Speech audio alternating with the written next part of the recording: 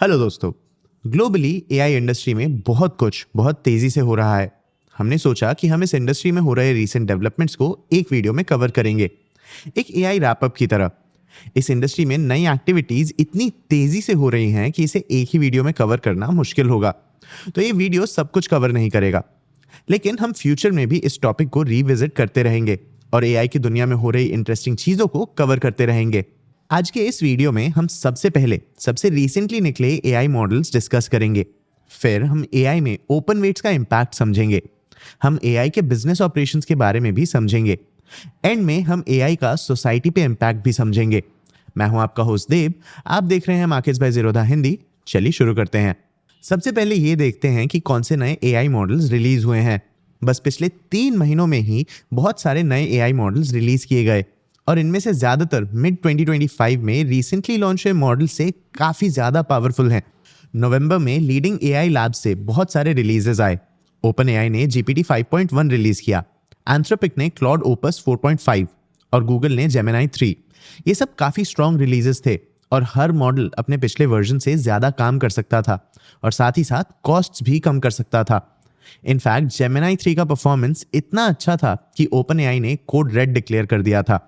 इस code red के under पूरे कंपनी में बेटर ऑफरिंग्स देने की एक रेस शुरू हो गई। कुछ हफ्तों में ही कंपनी ने GPT 5.2 रिलीज कर दिया। लेकिन सिर्फ नए मॉडल्स ही रिलीज नहीं हो रहे थे, इन सब के साथ साथ एक और इंटरेस्टिंग चीज हो रही थी। रीजनिंग मॉडल्स डेवलप हो रहे थे और ये क्लियर हो रहा है कि रीजनिंग के थ्रू एक बड़ा चेंज ये आया है कि एआई अब इतने कॉम्प्लेक्स टास्क हैंडल कर सकता है जिसके लिए इसे पहले बहुत सारे स्टेप्स के थ्रू जाना पड़ता था। अब जैसे जैसे मॉडल्स इन स्टेप्स के थ्रू जाते हैं वो साथ ही साथ रीजनिंग भी कर सकते हैं और इन स्टेप्स के बीच से ही अपना रिस्पॉन्स बदल भी सकते हैं। इसके कारण एआई मॉडल्स अब दूसरे टूल्स यूज करने में भी बहुत अच्छे हो रहे हैं और वो ये भी बेहतर चूज कर रहे हैं कि कौन से टूल्स को कब यूज करना चाहिए। और इन सारे डेवलपमेंट्स के कारण एक और नया डेवलपमेंट हुआ है और वो है एजेंट्स का। 2025 वो साल था जब एआई एजेंट्स पूरी तरह से यूजफुल होने लगे। इन एजेंट्स में से सबसे इंटरेस्टिंग है कोडिंग बॉट्स जैसे क्लॉड कोड या इसके राइवल्स के कमांड लाइन इंटरफेसेस। इनिशियली इन्हें प्रोग्रामर्स के लिए बनाया गया था जिससे ये कोडिंग प्रोजेक्ट्स कंप्लीट कर सकें, लेकिन जल्द ही लोगों को समझ में आने लगा कि कोडिंग बॉट्स के थ्रू ये मल्टीपल स्टेप्स के थ्रू और जितने चाहे उतने टूल्स के साथ ऑलमोस्ट कुछ भी कर सकते थे। आप भी क्लॉड से इंग्लिश में बात कर सकते हो और आप इसे टमाटर उगाने से स्वेटर बुनने तक कुछ भी करवा सकते हो। ऑफ कोर्स ये परफेक्ट तो नहीं है, लेकिन ये शुरुआती स्टेजेस में है। मतलब इतनी सारी एबिलिटीज भी इसके सबसे खराब या लो लेवल वर्जन में है। एजेंट्स के बारे में सोचने का एक और तरीका ये है कि ये कितने देर तक एक टास्क में पूरी तरह से ऑटोनॉमस रह सकते हैं या ये कितनी देर तक कोई टास्क खुद ही कर सकते हैं। अगर ये कुछ ऐसा कर सकता है जिसके लिए एक इंजीनियर को 10 मिनट लगते तो ये कन्वीनियंस है। कोई इंजीनियर अपने जॉब का ज्यादातर हिस्सा खुद ही कर सकता है और कभी कभी अपने काम का थोड़ा हिस्सा एआई से करवा सकता है। ऐसे में एआई एक असिस्टेंट जैसे काम करता है जो आपके काम के सबसे बोरिंग हिस्सों को आपके लिए कर देता हो। लेकिन अब हम और वियर्ड टेरिटरी में जा रहे हैं। आप अब क्लॉड 4.5 मॉडल को 4.5 घंटे का कोई टास्क दे सकते हो और ये इस काम को आधे टाइम में करके दे सकता है। अब तो ऐसा हो गया है कि आप इस मॉडल को 4 प्रॉम्प्ट्स दे सकते हो और ये आपके सारे दिन का काम कर दे सकता है। और इससे क्या हो सकता है? हमारे बिजनेस एनालिस्ट भुवनेश ने बिना किसी कोडिंग नॉलेज के पिछले कुछ महीनों में इन टूल्स के साथ एक्सपेरिमेंट किया।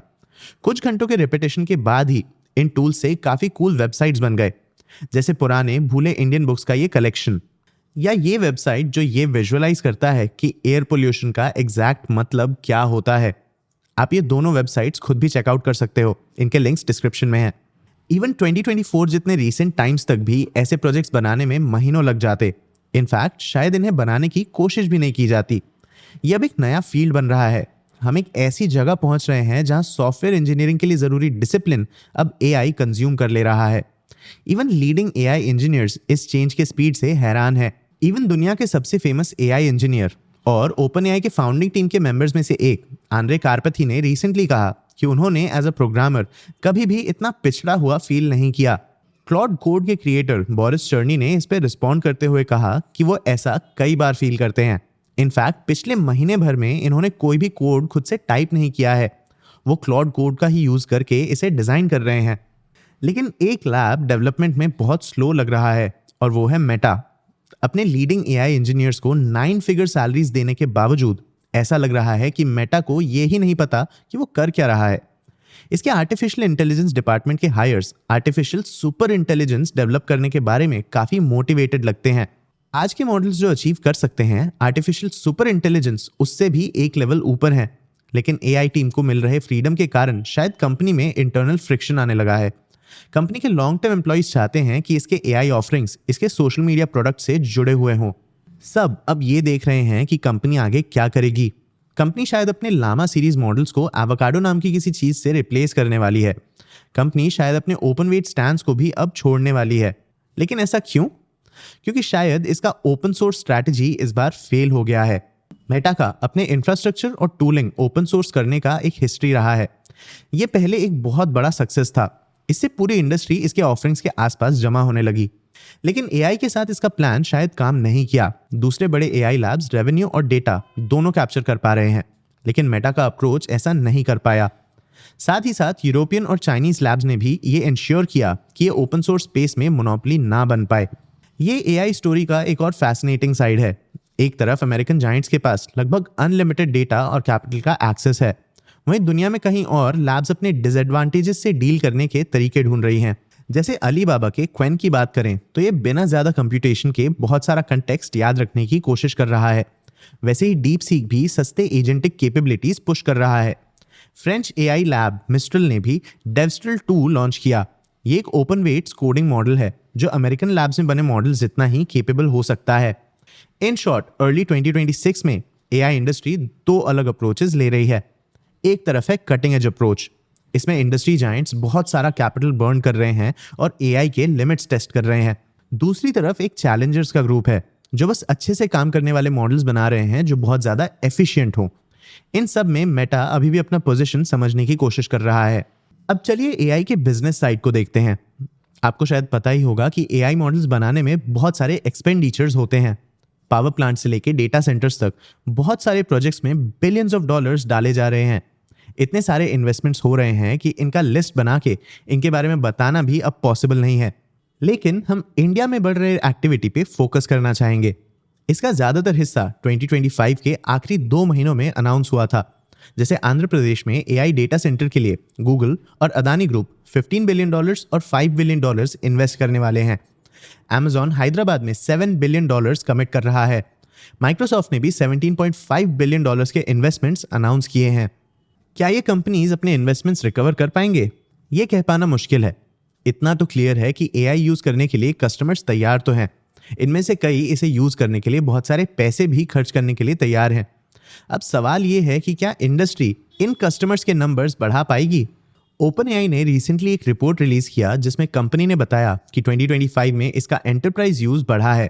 इतना तो क्लियर है कि ये टेक्नोलॉजी अब अर्ली अडॉप्टर्स के लिए बस एक नीश टूल नहीं है।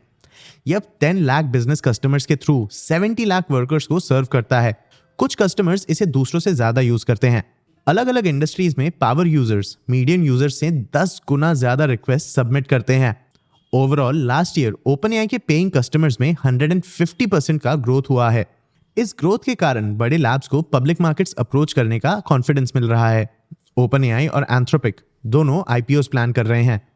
लेकिन एआई का अडेप्टेशन बस टेक्नोलॉजी के बारे में नहीं है, ये कल्चर को भी अफेक्ट करता है। हम बहुत तेजी से एक ऐसी दुनिया की तरफ बढ़ रहे हैं जिसमें आंड्रे कारपथी के हिसाब से डिजिटल घोस्ट्स रहते हैं। और इस शिफ्ट के बारे में इतना तो क्लियर है कि लोग टेक्नोलॉजी को बहुत ज्यादा पसंद नहीं कर रहे हैं। कई सर्वेज ये बार बार दिखाते हैं कि लोग टेक्नोलॉजी के बारे में बहुत केयरफुल हैं, भले ही ये इसका बहुत ज्यादा यूज करते हो। टेक्नोलॉजी के कारण बहुत सारे डर भी बने हैं, जैसे जॉब को लेकर चिंता या पॉलिटिकल प्रोसेसेस में कॉम्प्रोमाइज होना। कई लोग एआई का ओनरशिप सोशलाइज करना चाहते हैं, कम से कम ऐसे केसेस में जहां ये इंसानों से उनके जॉब्स में बेटर हो। इंडिया में टेक्नोलॉजी के बारे में पॉलिटिक्स शांत है, लेकिन यूएस में इसके बारे में काफी टेंशन है। कैलिफोर्निया, कोलोराडो, न्यूयॉर्क और कई स्टेट्स एआई कंट्रोल करने के लिए लेजिस्लेशन पुश कर रहे हैं। ये वेव इतना स्ट्रांग था कि व्हाइट हाउस को सारे स्टेट लेवल लॉज को शट डाउन करना पड़ा। वहीं कुछ यूएस पॉलिटिशियंस इस इंडस्ट्री को पूरी तरह से पॉज करने की मांग कर रहे हैं। इसके ऊपर से एआई मॉडल्स खुद भी एपॉलिटिकल नहीं है। लैब्स के कल्चर का एक साइड है जो इंटेलेक्चुअल प्रॉपर्टी के बारे में सोच रहा है। एआई को लोगों के कॉपीराइट्स के बारे में केयर ना करने के कारण काफी क्रिटिसिज्म फेस करना पड़ा है, लेकिन अब यह बदल रहा है।